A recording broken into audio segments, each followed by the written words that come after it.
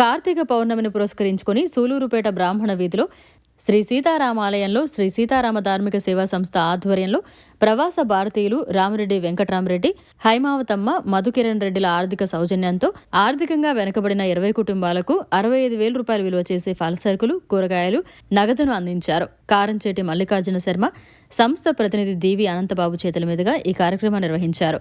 ఈ సందర్భంగా ముఖ్య అతిథిగా పాల్గొన్న కారంచేటి మల్లికార్జున శర్మ మీడియాతో మాట్లాడారు. ఈ సందర్భంగా దాతలకు ధన్యవాదాలు తెలిపారు. ఈ కార్యక్రమంలో ఏజే కిషోర్, వినుకొండ అనంత దీక్షితులు, సర్వాబట్ల శాంతరాం, చక్కిరాల నాగరాజు, ఎంబేటి రమణయ్య, జనమంచి పవన్, శేషమ్మ, జయంతి తదితరులు పాల్గొన్నారు.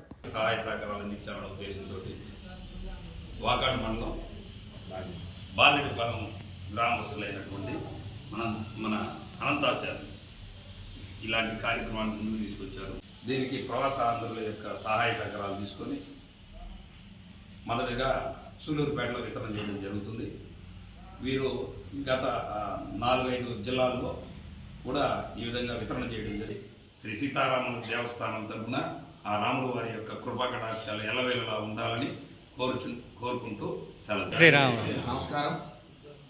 తిరుపతి జిల్లా వాకాడు మండలం బాలిరెడ్డిపాలెం గ్రామంలోని శ్రీ పట్టాభిరామాలయం కేంద్రంగా నడపబడుతున్న శ్రీ సీతారామ ధార్మిక సేవా సంస్థ ఆధ్వర్యంలో ఈరోజు సూళ్ళూరుపేటలోని బ్రాహ్మణ వీధిలో గల శ్రీ సీతారామాలయంలో 20 మంది ఆర్థికంగా వెనుకబడినటువంటి కుటుంబాల వారికి ప్రవాస భారతీయులు శ్రీయుతులు రామిరెడ్డి వెంకటరామిరెడ్డి, శ్రీమతి హైమావతమ్మ దంపతులు, వారి కుమారుడు శ్రీ రామిరెడ్డి మధుకరణ్ రెడ్డి గారుల ఆర్థిక సౌజన్యంతో 62,000 రూపాయల విలువ చేసే పలసరుకులు, కూరగాయలు, సంభావనను ఈరోజు అందించడం జరుగుతుంది.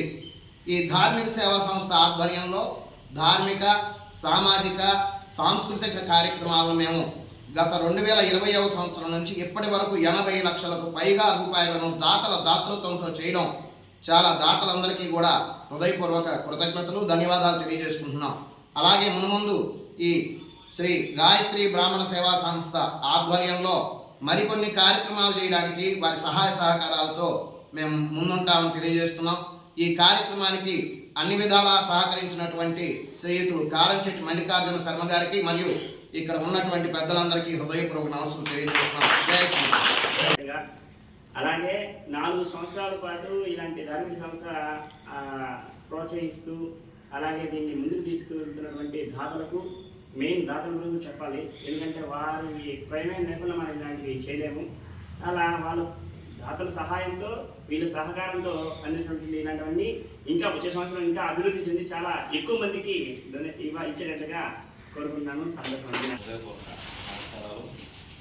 ముందుగా ఈ కార్యక్రమాన్ని సూలూరుపేటలో చేసి మలిసాంతానికి ప్రోత్సాహం అందించి ఇక్కడ నిర్వహించినందుకు వారికి అభినందనలు. మీరు ఇలాంటి కార్యక్రమాలు చేసేదానికి భగవంతుడు మీకు అన్ని విధాల శక్తి ఇవ్వాలని. మరిన్ని అప్డేట్స్ కోసం మన HN9 టీవీ ఛానల్ని సబ్స్క్రైబ్ చేసుకోండి.